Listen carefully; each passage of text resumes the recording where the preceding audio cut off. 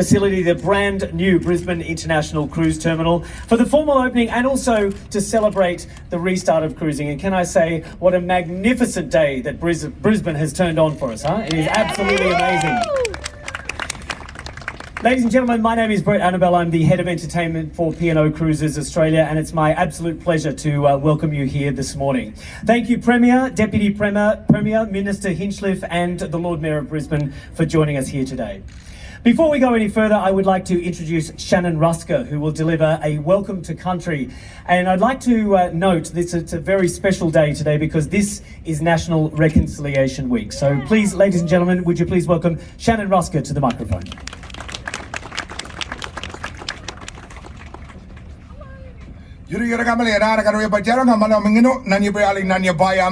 How is everyone here today? That's good. My name's Shannon Rusker. I descend from the Quandamooka people of the Bay. I descend from the Yagara people of Brisbane City, Kavi people to the north, and also Komameri Yugambeh people to the south.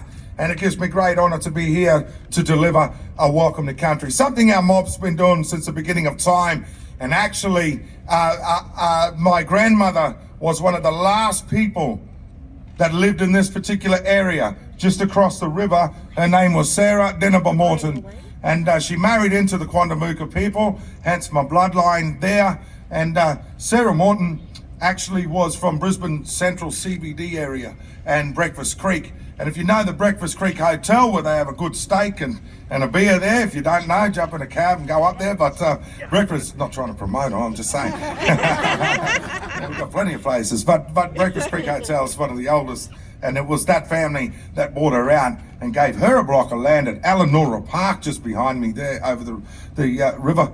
At Alanora Park is where the soccer is played today, but that was known as the Blacks Camp, and that's where she ended up living. I'm a songman of the tribe, so my job is to learn the stories of old, from 65,000 years ago and through the generations of time until the modern day. And this particular place here, just across the river, is actually where they would hold ceremony of the meeting of the tribes before they would head up to the Bunya Mountains. And the Bunya Mountains, a festival that was held in January, February, every biannual season. And then they would head down for the Andakal, down for the mullet fish, just out in the bay. So I'll sing the song, and as we sing the song, it brings us all together. I'd like you to clap along. Not the cameramen and women, but just everyone else. Clap along. That's it.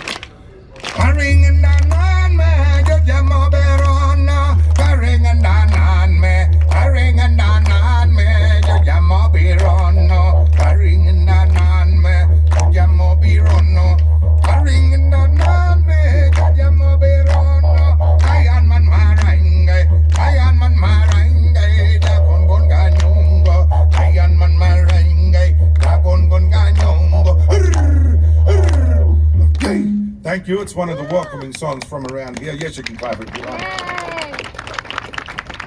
I'd like to introduce the didgeridoo here as well. This area here holds a significant story, and a significant story that actually relates to, believe it or not, the whale. The Quandamooka people call it Yalingbilla. We call it here Niago. And Niago was one that brought the great floods and flooded right throughout the land. But that's a story for another time. But something we can learn over time in this area. I'd like to pass it over now to John as I light the smoking ceremony. And as I do the smoking ceremony, it's a bit like good feng shui as you come through our area, creating a good path for you as us, as the hosts of the land, to let our guests go through in peace. Listening to the sounds of the ancient instrument of Australia. Didgeridoo.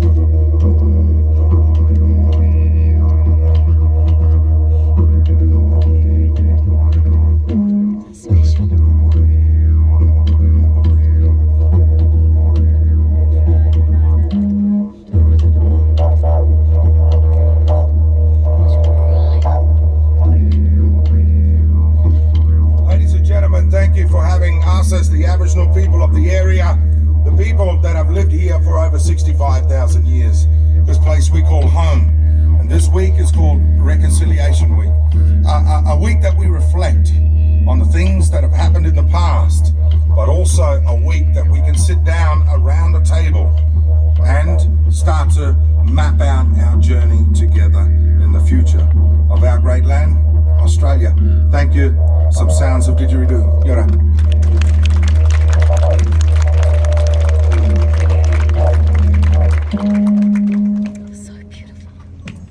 Thank you very much, Shannon. That was incredibly moving and wonderful to have you here, and thank you for that moment.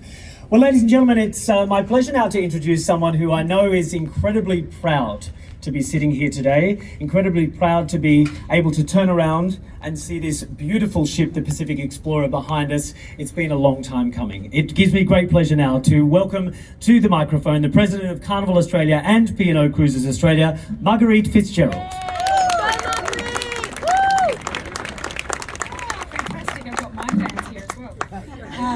So I want to start by saying thank you to Shannon and John. That was really powerful, and really thank you for welcoming us to your country and welcoming Pacific Explorer to your country today in such an important week for the Australian and Aboriginal communities. I'd also like to begin by acknowledging the traditional owners of the land on which we meet today, and I would like to pay my respect to their leaders past, present and emerging. Also, I'd like to thank the Premier for joining us today, and the Deputy Premier for joining us today and marking this very historic occasion. In fact, we're making history today here on many fronts. So of course, this beautiful ship that you see behind you, the Pacific Explorer, is the first ship to call in Brisbane in well over 2 years. But it's also bringing the first guest to the beautiful new Brisbane International Cruise Terminal, which we have only just finally got to see passengers inside, and it is also the only purpose-built cruise terminal in Australia, which I think says a lot about the commitment that the Queensland and Brisbane communities are giving to the cruise industry. As the only homegrown cruise line in Australia, P&O Cruises Australia, we at Carnival are very proud, as Brett said, to make this the inaugural call. Through our long-term financial commitment to the Port of Brisbane, we have underwritten this beautiful terminal, and you can see once again this is our commitment to this community as well, and to the cruise industry in Queensland. And this really today is a historic moment because it is the resurgence of the billion-dollar cruise industry back into Queensland, and all those thousands of jobs that rely on this industry, from travel agents, from food providers, from shore tour operators, and also a lot of our entertainers come from Brisbane, which I'm sure people from this area know is not surprising. Next month, actually in a few days, we'll be welcoming another one of our cruise ships, the Coral Princess. She will be based in Brisbane, actually the first cruise ship to be based at this terminal, and we'll be sailing from here. And then over the course of this year, you'll see many of the Carnival cruise ships coming back into this. So, Premier, I can say that your great state is very much a part of our success, and I hope we remain very much a part of yours. Thank you for your support in seeing the return of cruising.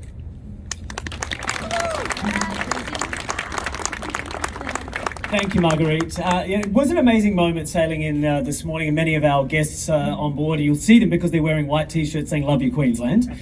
It was an amazing experience. I was on the top deck at about 6:15 this morning on a rather chilly Brisbane morning, but the weather was perfect, everything was amazing, and just seeing this amazing new facility and being able to be the first ship that pulled alongside is such an amazing moment. So it was certainly terrific to be on board. It gives me great pleasure right now to introduce the CEO of the Port of Brisbane to the microphone. Would you please welcome Mr. Neil Stevens?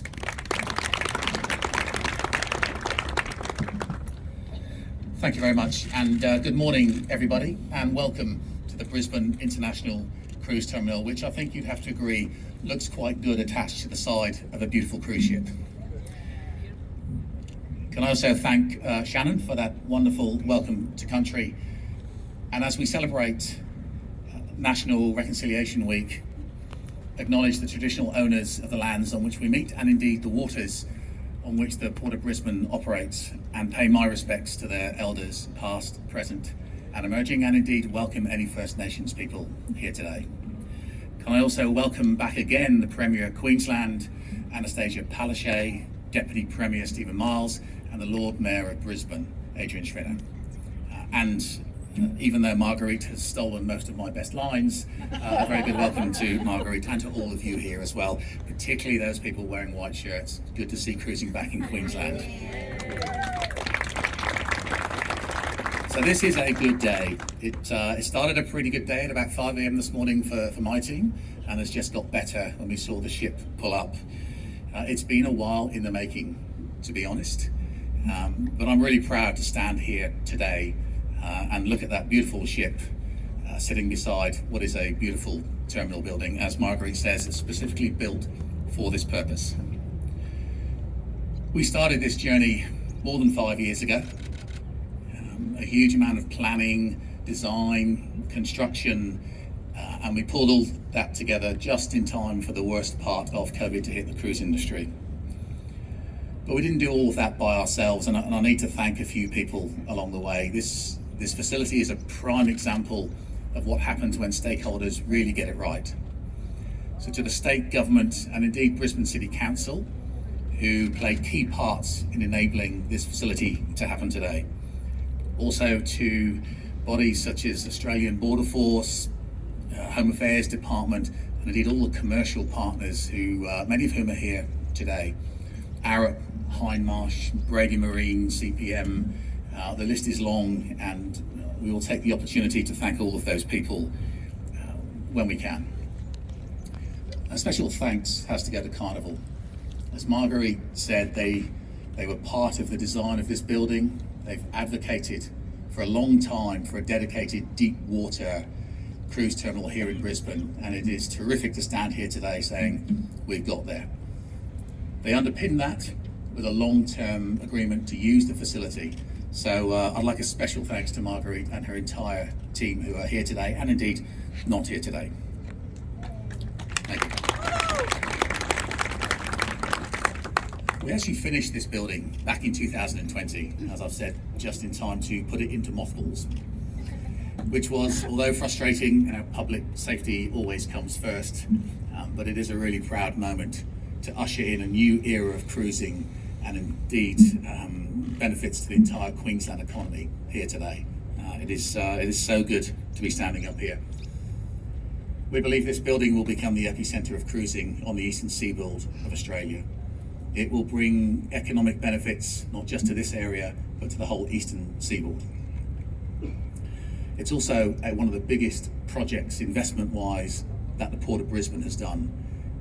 This building is $180 million, and it's a pretty big investment for the Port of Brisbane, as it is for the other stakeholders in this facility. As I said, I can't thank everybody, but I do just need and want to call out the Port of Brisbane team, who worked for 5 or 6 years to take this from a project to a reality, and indeed have worked tirelessly for the last 2 months ever since we learned that the Pacific Explorer would be here today. So congratulations to all of them, and I thank them. Well deserved. And lastly, thank you to all of you for coming here today. And I personally look forward to seeing hundreds of thousands of passengers every year pass through this building. Thank you very much. Thank you so much, Neil, and congratulations to you and the entire team. You should be incredibly proud of this amazing building, and we are delighted to be the first cruise ship to pull up alongside and christen this fantastic building. It gives me great pleasure right now to introduce you to the Lord Mayor of Brisbane. Would you please welcome Adrian Schroeder? Thank you very much, ladies and gentlemen. I want to acknowledge the traditional custodians of the land and pay my respects to the elders past, present and emerging, to the Premier, to the Deputy Premier, to Neil and Marguerite, and all of you who have joined us this morning. Is it this morning? Yes, it's still this morning. It's been a big day already. One of the greatest things about this role, being the Lord Mayor of an amazing city like Brisbane, is that you get to be part of historic moments like this.